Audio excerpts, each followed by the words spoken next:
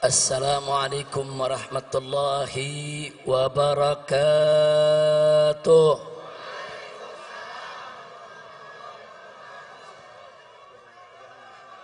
Bismillah walhamdulillah wassalatu wassalamu ala rasulillah wa ala alihi wa sahbihi wa mawalah. Ashhadu an la ilaha illallah wahdahu la syarika lah wa ashhadu anna sayyidana Muhammadan abduhu wa rasuluh la nabiyya ba'dah. Siyadatul habaib asy-syurafa wa sa'adatul ulama'il fudala wa jami'il hadirin al-hibba'il a'izza rahimakumullah. Fi hadhihi al-munasabati as-sa'idah wa bihadha al-ijtima'il mubarak la ansa an usiyakum jami'an wa nafsi bitaqwallah wa bita'ati rasulillahi sallallahu alaihi wa alihi wa sahbihi wa sallam.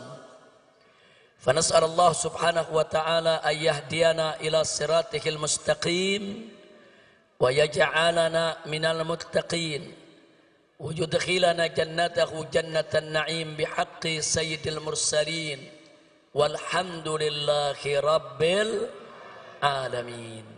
Taqabbalallahu minna wa minkum fataqabbal ya karim.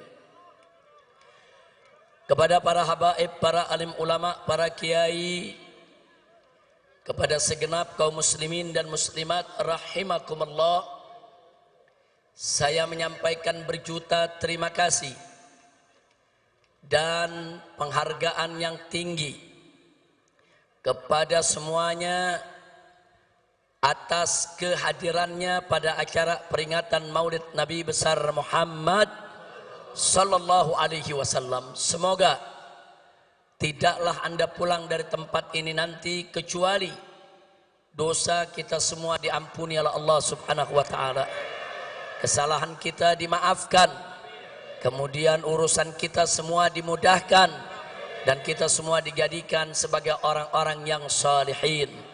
Amin ya rabbal alamin. Ahibba'il kiram, Nabi yang kita peringati maulidnya pada malam hari ini adalah seorang manusia yang memiliki akhlak yang sangat agung. Keagungan akhlak beliau dipersaksikan langsung oleh Allah subhanahu wa ta'ala melalui firman-Nya.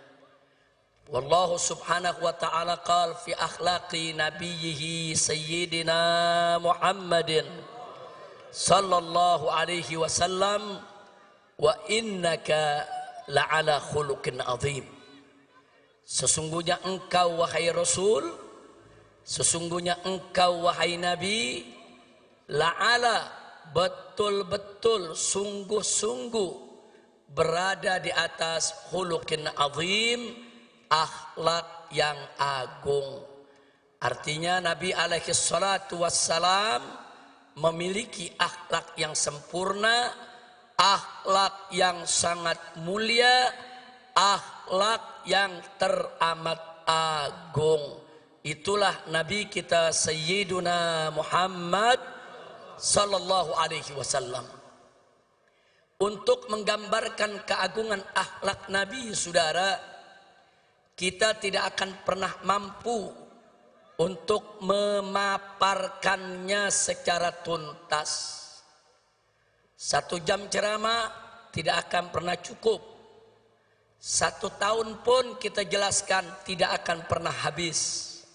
Seumur hidup kita sekalipun tidak akan pernah ada kesudahannya untuk menggambarkan kesempurnaan keagungan akhlak Nabi Muhammad sallallahu alaihi wasallam. Kenapa? Saking sempurnanya, saking agungnya. Namun sungguh pun begitu, ada satu ungkapan yang teramat indah di dalam menggambarkan keagungan akhlak Nabi. Kalimat tersebut diucapkan oleh istri Nabi tercinta Sayyidatuna Aisyah radhiyallahu taala anha. Tatkala beliau ditanya oleh seorang tabi'in, "Ya ummal mukminin, wahai ibu orang yang beriman, kaifa kana khuluqun Nabi sallallahu alaihi wasallam?" Bagaimana sih sebetulnya akhlak Nabi? Ini pertanyaannya, saudara. Lalu apa dijawab oleh Sayyidatuna Aisyah As-Siddiqah binti Siddiq radhiyallahu taala anhuma? Beliau menjawab dengan kalimat yang singkat, padat, ringkas, jelas, menunjukkan kecerdasannya di dalam memilih kata, saudara. Di mana beliau katakan, "Kana khuluquhul Qur'an." Akhlak Nabi adalah Al-Quran. Itu aja jawaban Siti Aisyah. Siti Aisyah nggak bicara panjang lebar, saudara. Siti Aisyah nggak repot-repot mengungkapkan dengan aneka ragam untayan kalimat. Beliau cukup mengatakan pada saat ditanya, bagaimana sebetulnya akhlak Nabi? Beliau menjawab, akhlak Nabi adalah Al-Quran. Artinya, saudara, kalau kita ingin bicara akhlak Nabi, kemana Al-Quran menuntun, kesanalah Nabi kita berjalan, saudara. Bagaimana Al-Quran itu mengatur, itulah yang dilakukan oleh Nabi, saudara. Dan bagaimana Al-Quran itu menentukan jalan hidup, begitulah jalan hidup Nabi kita Sayyiduna Muhammad sallallahu alaihi wasallam. Al-Quranul Karim mewajibkan aneka ragam kewajiban. Demi Allah, tak satu pun kewajiban pernah ditinggalkan oleh Nabi alaihi salatu wassalam. Al-Quranul Karim mengharamkan aneka ragam di Muhammad sallallahu alaihi wasallam. Oleh karenanya, saudara, bicara tentang revolusi akhlak berarti bicara suatu revolusi yang mengikuti jalan hidup Nabi Muhammad sallallahu alaihi wasallam. Bicara tentang revolusi akhlak berarti bicara tentang satu revolusi yang berdiri tegak di atas Al-Quran dan sunnah Nabi kita Sayyiduna Muhammad sallallahu alaihi wa alihi wa sahbihi wasallam. Nah, kenapa pada kesempatan ini kita mengingatkan tentang revolusi akhlak, saudara? Sebab Nabi kita tidaklah diutus kecuali untuk menyempurnakan akhlak. Nabi yang bersabda dalam satu hadisnya, au kama qala Nabi sallallahu alaihi wasallam, "Innama bu'ithu li utammima makarimal akhlak." Innama dalam bahasa Arab adatun min adawatil hasr, yaitu suatu kata yang biasa digunakan untuk pembatasan, saudara. Innama kalau diterjemahkan dalam bahasa Indonesia, sesungguhnya hanya. Sesungguhnya hanya. Jadi kalau Nabi mengatakan innama bu'ithu, sesungguhnya aku ini diutus hanya. Hanya untuk apa? Liutammima makarimal akhlak, untuk menyempurnakan kemuliaan akhlak. Jadi, saudara, ajaran Nabi alaihi salatu wassalam berdiri atas dasar akhlak. Ajaran Nabi alaihi salatu wassalam baik dalam konteks ibadat maupun muamalat, semua berdiri atas dasar akhlak. Karena itu kewajiban semua umat Islam dalam setiap aspek kehidupannya senantiasa berdiri atas dasar akhlak, saudara. Makanya aneh sekali, hari ini saya mendengar pernyataan dari seorang pejabat tinggi, saudara. Hari ini, saudara, saya mendengar pernyataan dari seorang pejabat tinggi yang mengatakan, saudara, agama tidak mengatur negara. Inna lillahi wa inna ilaihi raji'un.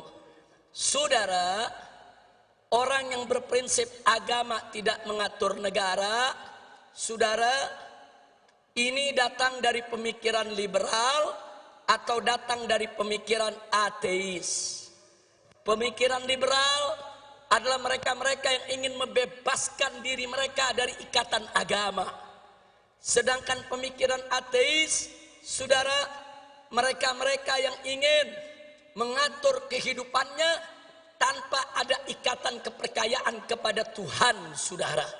Dan ini sangat berbahaya di negara kesatuan Republik Indonesia yang berdasarkan ketuhanan yang Maha Esa, sebagaimana tertera dalam konstitusi negara, Undang-Undang Dasar 1945 pasal 29 ayat 1, bahwa negara Republik Indonesia berdasarkan ketuhanan yang Maha Esa. Jadi para founding father itu para pendiri bangsa, dari sejak awal kemerdekaan kita sudah menetapkan bahwa Indonesia berdasarkan tauhid. Indonesia berdasarkan tauhid, berdasarkan ketuhanan yang Maha Esa. Yang oleh karenanya setiap kebijakan dalam negara kesatuan Republik Indonesia tidak boleh lepas dari nilai-nilai luhur ketuhanan yang Maha Esa. Sehingga setiap kebijakan apa saja di dalam pengelolaan negara Republik Indonesia tetap harus mengacu kepada ajaran agama, sehingga semua kebijakan di dalam pengelolaan negara Republik Indonesia harus berdiri atas dasar akhlak, saudara. Takbir. Jadi kalau ada pejabat tinggi mengatakan agama tidak boleh mengatur negara, jadi negara mau diatur pakai apa? Mau jadi negara PKI, mau jadi negara ateis, mau jadi negara setan, mau jadi negara iblis. Maka itu saya tanya semua saudara, dasar negara kita apa? Ketuhanan. Ketuhanan yang Maha Esa itu, saudara, adalah dasar tauhid. Apa kalimat tauhid kita? Semuanya la ilaha illallah. Lagi. Sekali lagi. Takbir. Nah, jadi kita mau ingatkan dari mulai presiden dan para menterinya sampai pejabat yang di bawah, ingat, Indonesia adalah negara tauhid. Sekali lagi kita ingatkan kepada mereka, Indonesia adalah negara tauhid, negara berdasarkan ketuhanan yang Maha Esa, sesuai apa yang tertera dalam Undang-Undang Dasar 18 Agustus 1945 pasal 29 ayat 1 yang berbunyi negara Republik Indonesia berdasarkan ketuhanan yang Maha Esa. Jadi kalau kalian ingin menyingkirkan ajaran agama, ingin menyingkirkan aturan agama, ingin menyingkirkan ajaran Islam dari pengelolaan negara, berarti kalian ingin mengangkangi konstitusi, ingin menghancurkan negara ini, dan ingin menghancurkan dasar negara. Betul? Maka itu saya mau tanya, siap jaga ketuhanan yang Maha Esa? Siap jaga negara Republik Indonesia? Takbir. Jadi saya ingatkan kepada semua ya ikhwan, saya nggak peduli siapapun orangnya saudara, mau presiden, mau menteri, mau para jenderal TNI dan Polri, hati-hati kalian. Kalau kalian ingin menyingkirkan ajaran agama dalam pengelolaan negara Republik Indonesia, berarti kalian ingin melawan agama, kalian menantang agama. Demi Allah, kami tidak akan mundur walaupun selangkah, saudara. Takbir. Takbir. Takbir.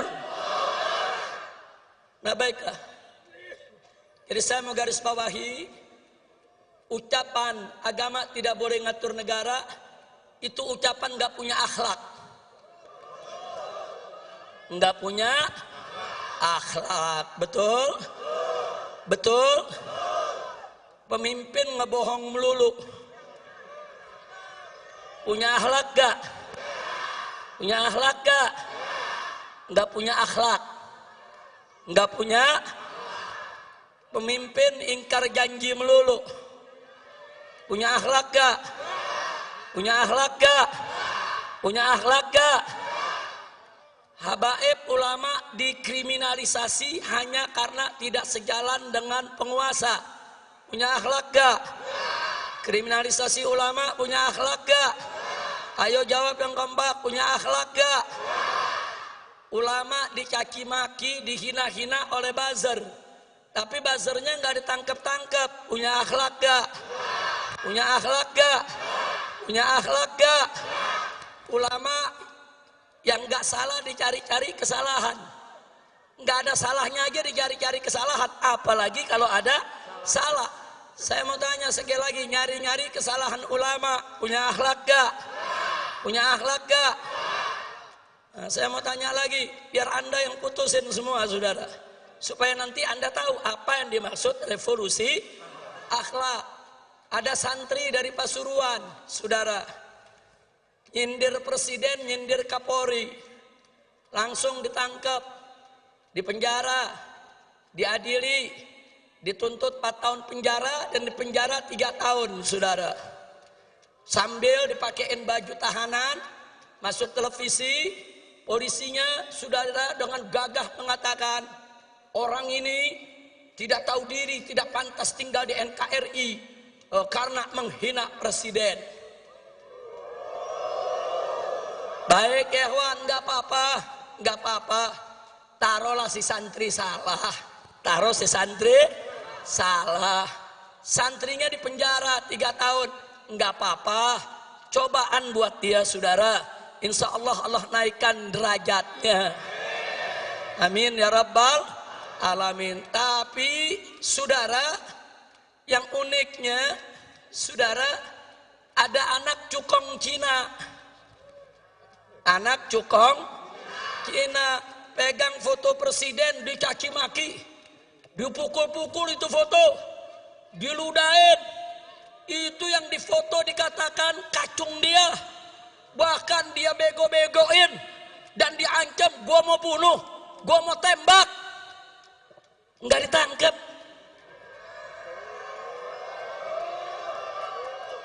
Saya tanya, punya akhlak gak? Ini negara saudara yang mimpin.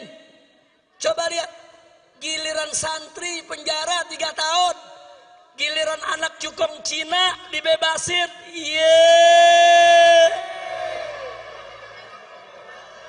Saya jadi ingat Amiye lagi nih. Saya tanya, kacau gak? Kacau gak? Santri nyindir presiden penjara 3 tahun. Anak cukong Cina hina presiden, ngancem bunuh presiden, dibebasin.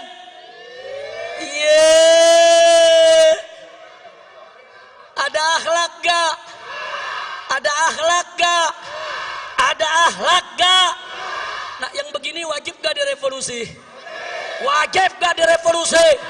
Wajib tidak direvolusi? Takbir. Saudara, saya cuma mau tanya doang. Saya ajukan beberapa hal, Anda yang jawab akhlak apa enggak, begitu doang. Enggak, saya bukan lagi ceramah, cuma nanya. Nanya, yang jawab umat, betul. Jadi kalau mau ditangkap, tangkap yang jawab. Saya cuma nanya. Nanya. Lanjut. Mau ditanya lagi? Ada prajurit TNI. Takbir. Waktu saya pulang, buat rekaman menyambut saya datang. Betul? Bagus gak? Ditangkep. Diborgol. Di penjara.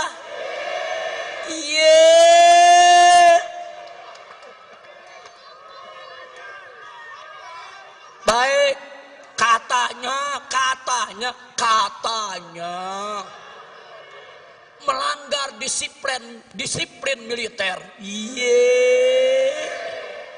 Katanya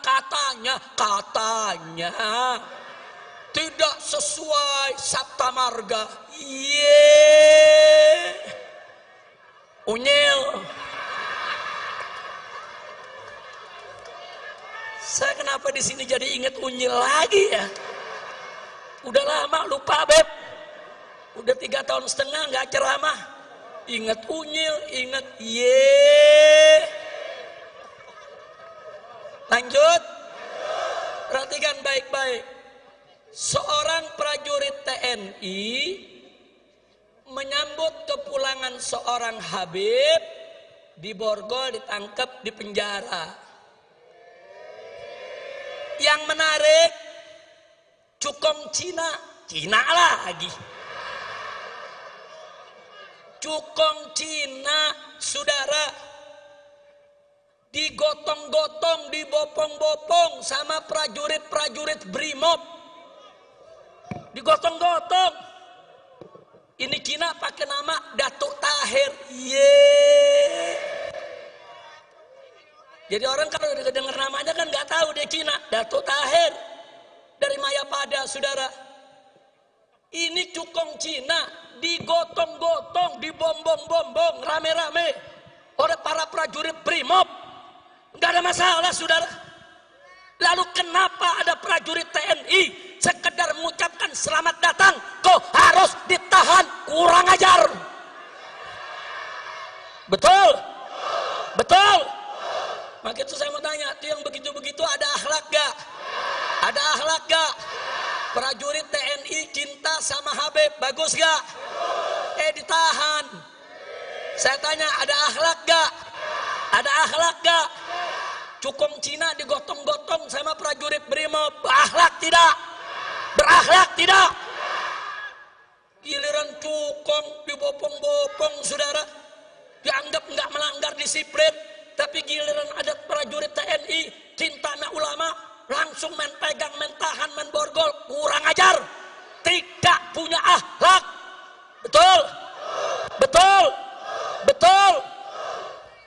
Lanjut. Ada lonte hina Habib.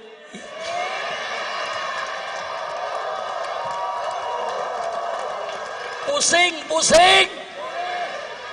Sampai lonte ikut-ikutan ngomong.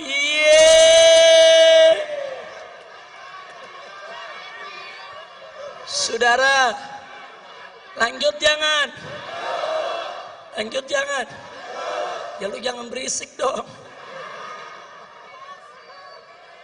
Saya nggak marah, cuman ada umat yang marah, ngancam mengepung lonte. Polisi kalang kabut jagain lonte, iya.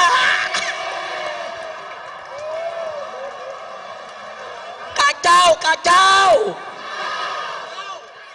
Lonte hina Habib dijaga polisi.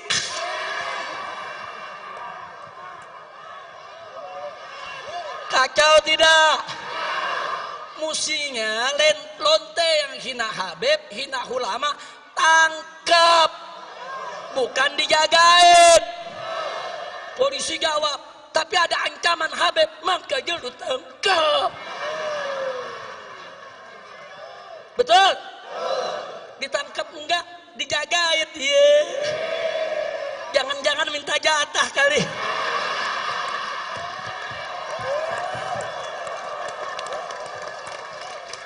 Kacau. Saya ngelihat begini sakit jadi baik. Mudah-mudahan gak sakit lagi dah. Amin. Udah dah, jangan diterusin dah. Udah biarin lonte, biar rame lonte aja dah ngomongnya. Kira-kira jelas gak? Lanjut. Saudara, Indonesia bikin undang-undang namanya Omnibus Law. Undang-undang apa? Omnibus Law. Niatnya sih bagus, katanya untuk mempermudah dan memperlancar dunia usaha, katanya. Untuk meringkaskan lebih dari 70 undang-undang dalam satu undang-undang saja, katanya. Lalu bagaimana sikap kita? Ya kalau untuk kebaikan sih ya nggak ada masalah. Cuman yang jadi masalah, saudara, ini undang-undang prosesnya lucu. Dari 800 halaman jadi 900-an. Dari 900 naik jadi 1000-an. Dari 1000 turun lagi jadi 812. Dari 812 naik lagi jadi 1000 sekian. Ini lagi bikin undang-undang, apalagi bikin kwitansi warung kopi. Betul. Betul. Yang namanya bikin undang-undang, saudara, ini saya mau kasih tahu nih, masyarakat mesti paham nih semua nih. Yang namanya undang-undang sebelum dibuat, sebelum disidangkan, saudara, DPR itu harus mengundang tokoh masyarakat dari semua elemen, saudara. Undang ulamanya. Loh, kenapa ulama mesti diundang? Karena dalam undang-undang Omnibus Law ada hal-hal yang menyangkut agama. Undang juga, saudara, ormas-ormasnya, saudara. Undang juga pengusahanya, undang juga buruhnya, undang juga mahasiswanya. Ajak dulu dialog. Gak boleh main langsung bikin undang-undang, saudara. Karena DPR itu wakil rakyat, bukan wakil partai. Betul? Betul? Ada nenek-nenek ngomongnya salah melulu. Saudara, sampai presiden aja dibilang petugas partai.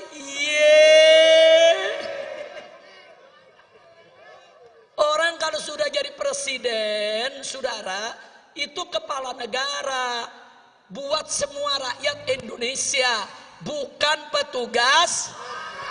Kalau mau jadi petugas partai, lu berhenti jadi presiden. Ngerti? Lanjut lagi. Jadi kalau semua tokoh sudah dipanggil, baru mereka rumuskan, mereka tampung masukan-masukan. Itu yang pertama. Yang kedua, itu dibahas dulu di Badan Legislasi DPR, saudara. Enggak langsung dibawa ke paripurna. Fraksi-fraksi ikut membahas, utusan-utusan partai ikut membahas. Puncaknya nanti di paripurna. Nah, di paripurna ini menarik. Seluruh anggota dewan yang berjumlah ratusan orang, 500 orang lebih, saudara, itu harus baca kalimat per kalimat, kata per kata, huruf per huruf, dan disahkannya pun per pasal dulu. Baca satu pasal satu, ayat satu dibacain. Bagaimana semua anggota setuju? Setuju. Pasal satu setuju. Kemudian pasal 2 dan seterusnya. Makanya selama ini undang-undang gak pernah tebal. Paling-paling 10 halaman, 15 halaman. Supaya apa? Supaya gampang dibaca, gampang dikaji, gampang dikoreksi. Tahu-tahu sekarang dibikin 1000 halaman. Enggak apa-apa, tapi lu baca. Mau mulut bebusa lagi lu baca. Nah kalau lu nggak baca, main ketok palu disahkan, saudara. Ini kan namanya ngawur. Baca.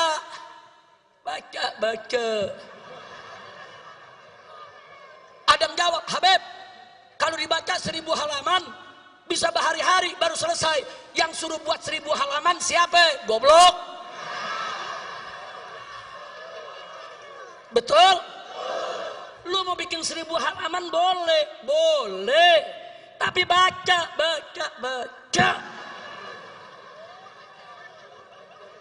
Mau tuh mata sampai belekan lagi lu baca. Betul? Loh kenapa? Ini undang-undang. Kalau sudah diketok palu, kita semua ini wajib untuk mematuhinya, saudara. Nggak boleh sembarangan. Ketua DPR ditanya, bagaimana ibu? Apa ibu sudah baca semua? Jawabnya, ya sudah baca secara acak. Iya. Ketua DPR-nya aja, saudara, kelasnya seperti ini. Tidak mau baca tuntas, itu undang-undang. Kalau kau tidak baca tuntas, tidak boleh kau ketuk palu untuk besarkannya. Betul? Takbir. Sekarang saya mau tanya, bikin undang-undang nggak pakai baca ketok palu, punya akhlak gak? Punya akhlak gak? Punya akhlak gak? Gak punya akhlak, saudara. Jadi sekarang ini kita sedang krisis akhlak. Dari mulai presiden, menteri, sampai pejabat ke bawah, krisis. Nah kalau ada yang jawab, tapi Habib, masyarakat juga banyak krisis akhlak. Jelas, masyarakat banyak krisis akhlak, manakala pemimpinnya tidak berakhlak. Kalau pemimpinnya berakhlak, ulamanya berakhlak, umaroknya berakhlak, masyarakat juga akan berakhlak. Sinfan minan nas, in soluha, soluhan nas, wa in fasada, fasadan nas. Ada dua golongan manusia. Kalau keduanya baik, masyarakat semua baik, ya ikhwan. Kalau keduanya jelek, masyarakat semua rusak, ya ikhwan. Nah, jadi jangan salahkan rakyat dulu, jangan salahkan masyarakat dulu.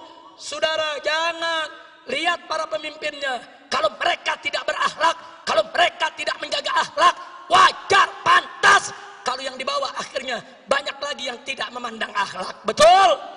Betul? Nah gitu saya mau tanya, kalau sudah krisis akhlak begini, berarti revolusi akhlak penting tidak? Perlu tidak? Setuju? Siap revolusi akhlak? Siap revolusi akhlak? Takbir! Takbir! Sallu ala Nabi. Nah, sebelum saya akhiri, saudara,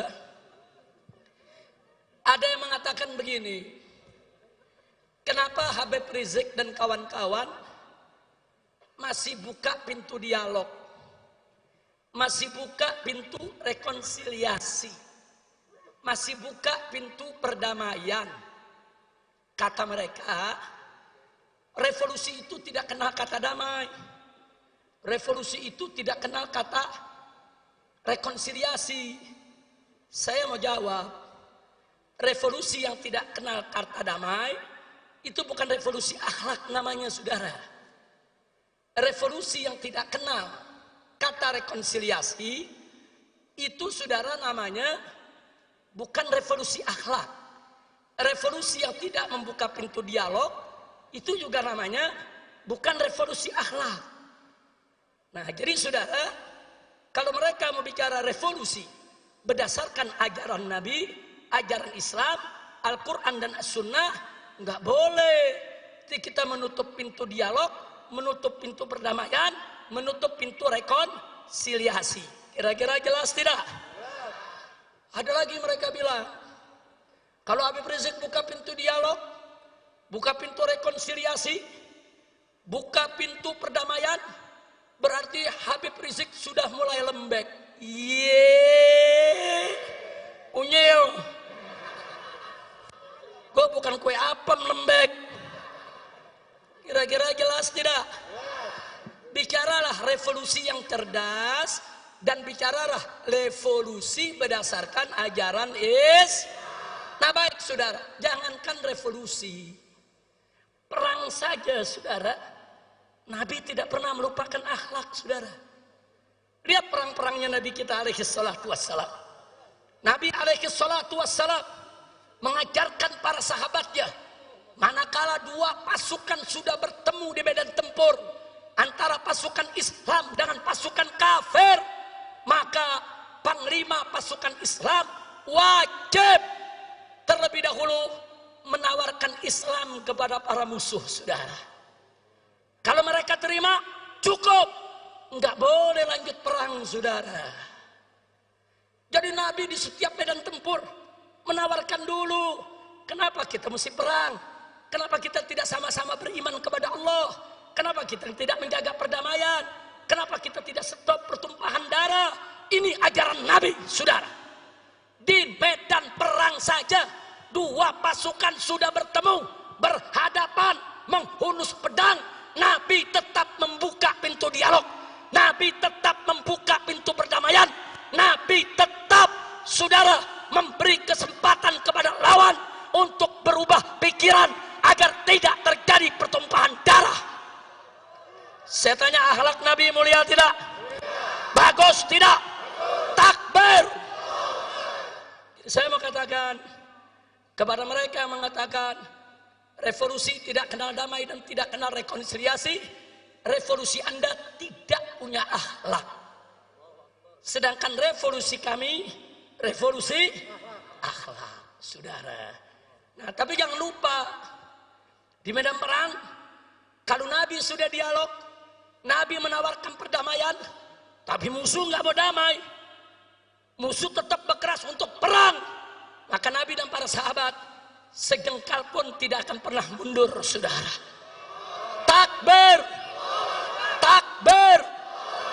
Begitu juga revolusi akhlak kita. Tawarkan perdamaian, tawarkan dialog, tawarkan menyelesaikan persoalan bangsa tanpa pertumpahan darah. Betul? Setuju? Tapi kalau ternyata mereka tidak mau, terus menerus berbuat zalim, terus menerus menindas rakyat, terus menerus merusak bangsa dan negara, terus menerus mengkriminalisasi ulama, terus menerus memang ingin menumpahkan darah, maka apa boleh buat, dari revolusi akhlak bisa berubah menjadi jihad fisabilillah, saudara.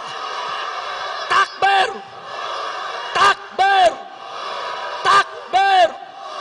Siap jihad, siap jihad, takbir.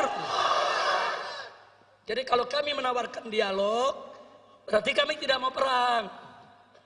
Kalau kami menawarkan rekonsiliasi, berarti kami nggak mau pertumpahan darah, betul? Kalau kami menawarkan perdamaian, berarti kami tidak mau kerusakan. Tapi ingat, tidak ada kata damai dengan kezoliman. Berarti kalau orang zolim mau damai, lu stop kezolimannya, betul? Kalau nggak di stop kezolimannya, ada damai tidak? Ada damai tidak? Haram kita berdamai dengan kezaliman, saudara. Kira-kira jelas tidak? Paham semua? Maka itu saya mau tanya, malam ini ngerti tidak revolusi akhlak? Ngerti tidak revolusi akhlak? Jadi kalau revolusi akhlak menawarkan lebih dulu dialog, bagus tidak? Menawarkan lebih dulu perdamaian, bagus tidak? Menawarkan lebih dulu rekonsiliasi, bagus tidak? Bagus tidak? Tapi tidak ada kata damai dengan kezaliman, betul? Siapa zalim ingin berdamai, stop dulu kezalimannya, betul? Takbir. Tapi kalau sudah ditawarkan kedamaian, ditawarkan dialog, ditawarkan rekonsiliasi, mereka ternyata congkak, angkuh, sombong, merasa paling besar, merasa paling kuat. Demi Allah, habaib ulama dan umat Islam tidak akan pernah mundur jihad untuk melawan kezaliman, saudara. Takbir. Sallu ala nabi. Nah, maka itu saudara, akhirnya saya kabarkan insya Allah setelah nanti saya istirahat beberapa hari agar kondisi betul-betul fit, saudara, saya dengan pengurus DPP FPI akan keliling Indonesia.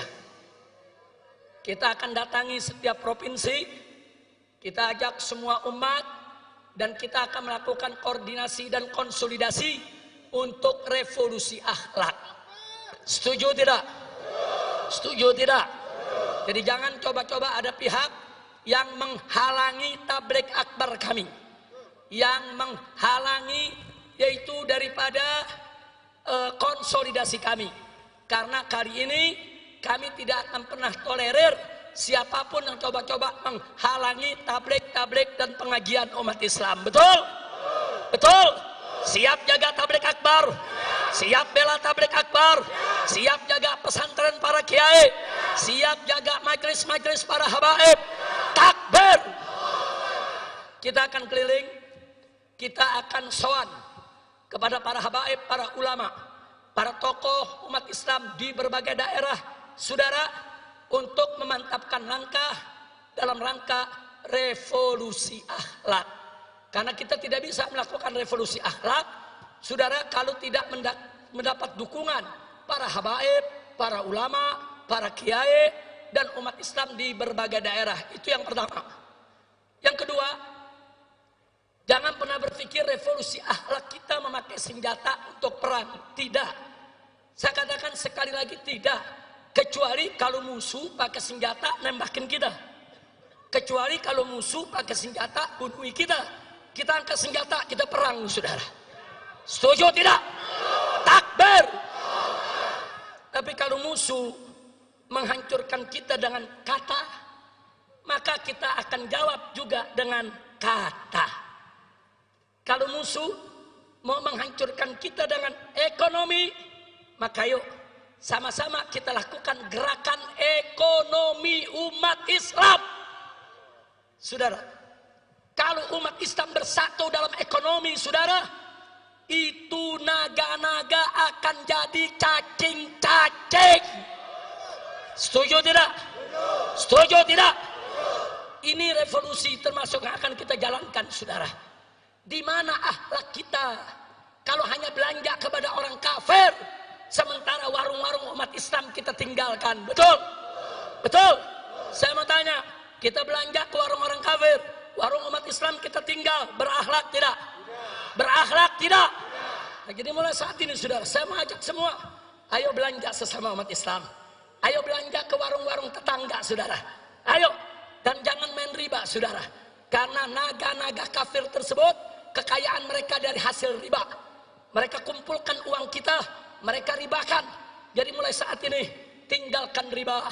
Karena riba ini kalau kita tidak tinggalkan, ada ancaman dari Allah. Allah berfirman, fa'dzanu biharbin minallahi wa rasulih. Umumkan, kata Allah, perang dari Allah dan Rasulnya. Allah dan Rasulnya memerangi pemakan riba, pemain riba, saudara, penyembah riba. Maka itu jauhkan dari hidup kita persoalan-persoalan riba, saudara.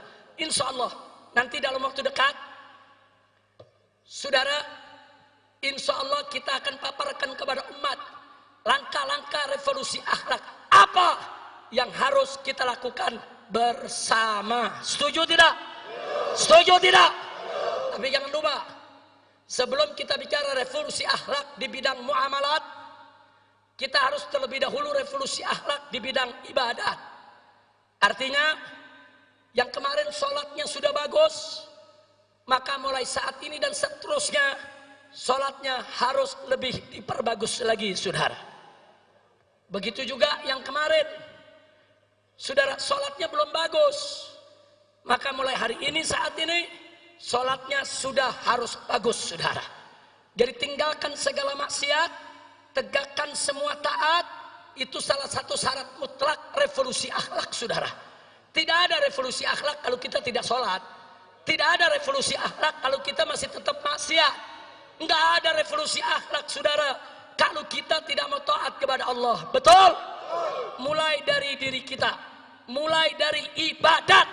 Jangan tinggalkan sholat, jangan tinggalkan puasa Ramadan, jangan tinggalkan zakat, saudara. Jauhkan segala kemungkaran dan kemaksiatan. Jauhkan perzinahannya, minuman kerasnya, judinya, saudara, tinggalkan semua. Dan yang tidak kalah pentingnya, jangan bohong.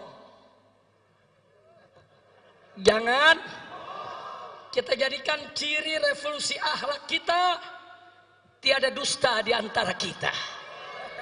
Takbir, takbir. Siap jujur, siap amanat, siap tidak ingkar janji. Takbir. Nabi bersabda dalam hadisnya, saudara, ayatul munafik salah. Ciri orang munafik itu ada 3. Pertama, idza haddatsa kadzaba. Kalau berkata, dia dusta. Yang kedua, idza wa'ada akhlafa. Kalau berjanji, dia ingkari, saudara. Yang ketiga, saudara, Wa idza tumina, kalau dia diberikan amanat, khana, dia khianat. Ini kata Nabi ciri Siapa yang bilang? Siapa yang bilang? Siapa yang bilang? Sekarang saya mau tanya saudara, di Indonesia ada gak yang bicara dusta? Ada gak? Banyak. Serem banget banyak. Ada gak? Ada gak? Yang kalau janji diingkari, ada gak? Ada gak? Dikasih amanat dia khianat, ada gak? Itu namanya apa? Itu namanya apa? Siapa yang bilang?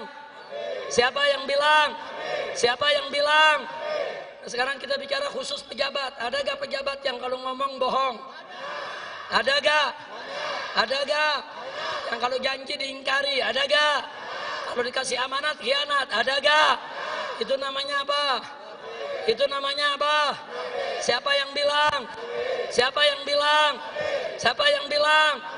Ada yang tersinggung gak? Ya kalau udah tersinggung sama Nabi sudah.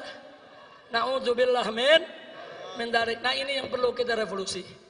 Nah baiklah ya kawan. Saya rasa malam hari ini saudara, saya tidak ingin berpanjang lebar lagi. Saya harus jaga betul stamina saya. Tapi saya amanatkan kepada anda semua, sebagaimana tadi kita amanatkan, dalam keadaan wabah seperti ini, pandai-pandailah kita jaga kesehatan. Betul? Betul? Nah, kita jaga. Hari ini sebetulnya pengennya kita saudara, ini yang duduk berjarak semeter. Panitia jawab, boro-boro yang duduk, Habib lagi dapat tempat duduk susah. Sebetulnya pengennya duduk 1 meter. Tapi saya tanya, ada lagi yang jawab jamaah, boro-boro semeter, Beb, ini duduk pantat sebelah. Tapi nggak apa-apa, ini namanya antusias umat. Betul? Mudah-mudahan kita dijauhkan dari penyakit. Allah angkat ini wabah corona. Allah angkat wabah corona. Allah angkat wabah corona. Amin ya rabbal alamin. Nah kemudian terakhir, jangan lupa semua tetap harus ikut komando para habaib dan ulama. Setuju? Setuju? Takbir. Maaf saudara, pemerintah saat ini banyak ingkar janji, banyak berkata bohong, dan banyak melakukan khianat terhadap amanat. Betul? Bahkan maaf, DPR RI tidak terkecuali. Mereka tidak lagi mewakili rakyat, tapi mereka lebih banyak mewakili oligarki para konglomerat. Betul? Betul? Maka itu sekarang kesian nasib bangsa Indonesia, saudara. Kesian, pemerintah tidak peduli lagi pada rakyatnya. DPR tidak peduli lagi pada rakyatnya. Tapi jangan khawatir, habaib dan ulama tidak akan pernah meninggalkan umat, saudara. Betul? Siap ikut habaib, siap ikut ulama. Takbir. Dan catat baik-baik, saudara.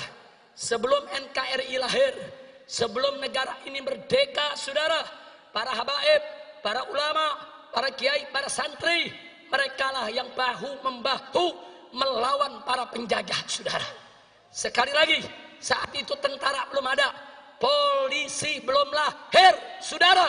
Tapi para kiai, para habaib, para pesantren dengan setia menjaga rakyat, menjaga umat, membela bangsa, membela negara, mengusir penjajah sehingga kita merdeka, saudara. Tahu-tahu sekarang ada bangsa sendiri yang mau jajah kita.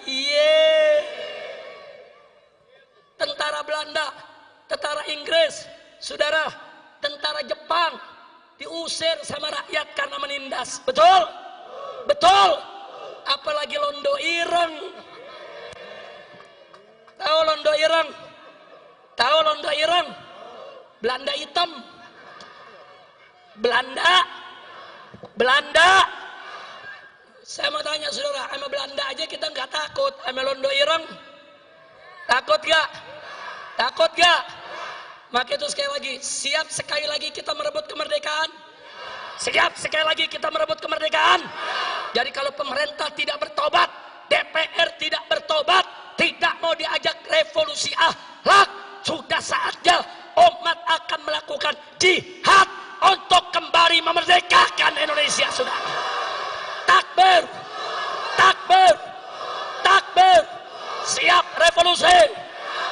revolusi akhlak.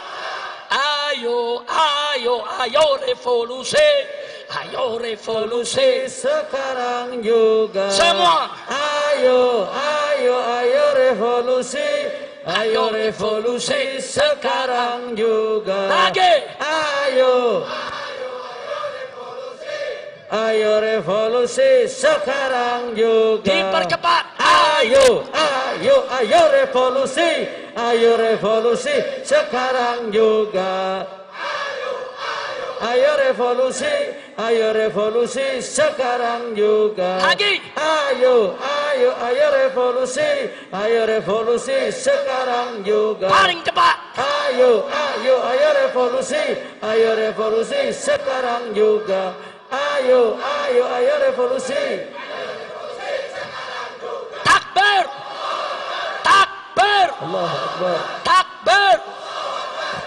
Sallu ala Nabi. Siap merdeka? Merdeka. Merdeka. Merdeka. Merdeka dari penjajahan oligarki. Betul? Takbir. Merdeka dari penjajahan cukong naga. Betul? Betul? Betul? Takbir. Merdeka dari londo ireng. Betul? Takbir. Sallu ala Nabi. Cukup sampai di sini. Hus. Lu lanjut. Ntar gue pingsan di sini. Cebong mana nyanyi. Habib nggak boleh pingsan di mimbar, betul? Kalau pingsan di mimbar, cebong bahagia. Besok bazar rame. Habib Rizik dapat laknat pingsan di mimbar. Yeay. Depan cebong nggak boleh kelihatan lemah, betul? Betul? Ya udah sekarang saya tanya semua, siap jujur? Siap amanat? Betul? Siap sholat? Siap puasa? Siap zakat? Siap tinggal maksiat? Betul? Betul? Anak muda, angkat tangan anak muda. Siap nggak pacaran? Siap kawin? Betul. Kawin boleh, pacaran jangan. Betul? Betul? Anak muda, angkat tangan anak muda. Siap tidak pacaran? Betul? Siap kawin? Takbir. Pokoknya segala maksiat kita tinggal. Betul? Setuju? Setuju? Takbir. Nah, ini yang saya mau sampaikan, saudara. Mudah-mudahan bermanfaat untuk kita semua. Sekarang baca surat Al-Fatihah, kita niatkan. Bibarkatil Fatihah, agar para umarok kita dapat taufik dan hidayah, sehingga mereka bisa memimpin negara dengan adil dan amanat.